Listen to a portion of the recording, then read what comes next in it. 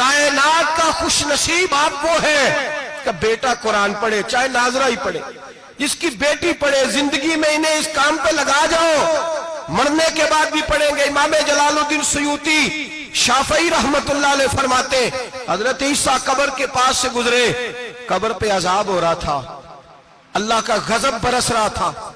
जनाब ईसा इस्तिगफार पढ़ते डरते गुजर गए। थोड़ी देर के बाद, चंद घंटों के बाद गुजरे तो उसी कब्र पे फूल खिले हुए थे, रहमत बरस रही थी।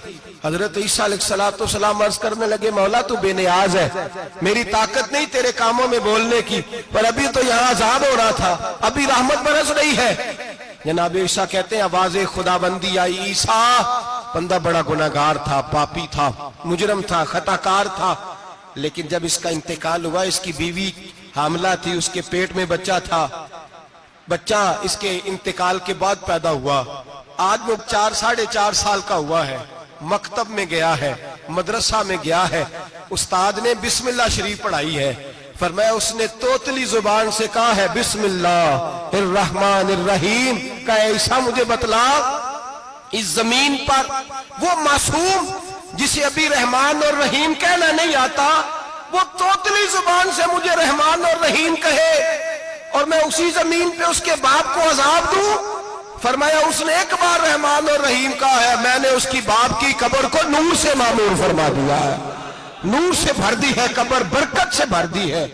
अल्लाह करे मेरे बेटे भी कुरान पढ़े, अल्लाह करे मेरी बेटियां भी कुरान पढ़े, अल्लाह करे हम सब की औलादे कुरान पाक पढ़े। लेकिन ना इमाम आजम अबू हनीफा रमजान में 61 कुरान पाक पढ़ते थे।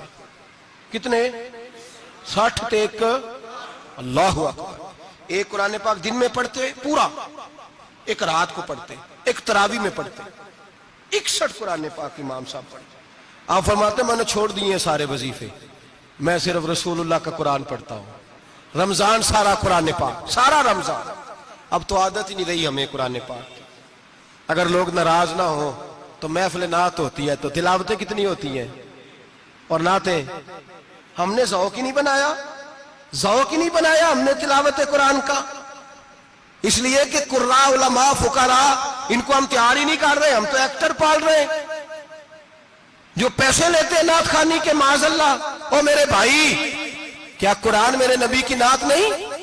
हजरत आयशा सिद्दीका रज़ी अल्लाह ताला अन्हा के पास सहाबा गए, कहने लगे अम्मा जी हमें नबी पाक का इखलाक बतलाएं।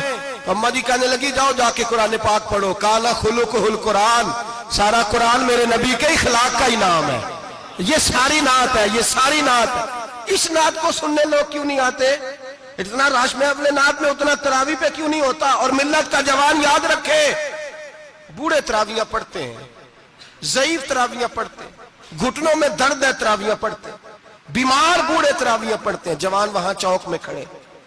क्या जवानी इसलिए है चौकों में खड़ा हुआ जाए? क्या जवानी इसलिए है कि सऊदी अरब जाने के लिए पासपोर्ट बनाना हो तो 2.5 घंटे खड़ा रहे तू, शनाख्ती कार्ड के दफ्तर तू खड़ा रहे, प्रोटेक्टर के लिए खड़ा रहे, काफिरों के सामने कासा लेसी करने के लिए तू खड़ा रहे, तू नौकरी पे जाए तो सारी रात खड़ा रहे, और तू कुरान के लिए खड़ा नहीं होता? मेरे महबूब ने फरमाया मन कामा ईमानन व इहतिसाबन गुफिरा लहु मा तक़द्दम मिन ज़ंबि। फरमाया जो रमजान मुबारक में अल्लाह की रिजा के लिए गुनाहों की माफी के इरादे से कयाम करेगा, रातों को इबादत करेगा, अल्लाह उसके पिछले सारे गुनाह माफ फरमा देगा। नौजवान इरादा करें, प्रोग्राम बनाएं कि इंशाअल्लाह कुरान पढ़ना भी है, कुरान पढ़वाना भी है, सुनना भी है, और इंशाअल्लाह बोलिए सुनना भी है और पढ़ना भी है और पढ़ाना भी। हिम्मत करें, दलेरी करें, आके खड़े तो हो, अल्लाह तौफीक अता करेगा।